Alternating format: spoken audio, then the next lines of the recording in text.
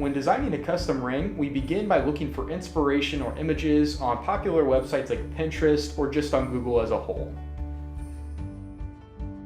Next, we begin the computer process of mocking up the design and changing or modifying specific aspects of it to fit your specific taste.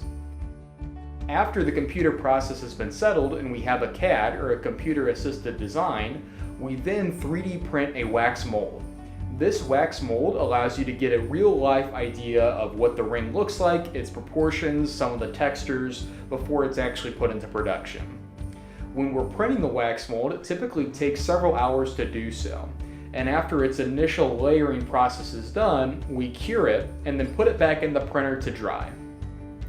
Once that process is completed, you've approved the wax mold, then we go ahead and put the whole entire product into production and actually cast straight from that design.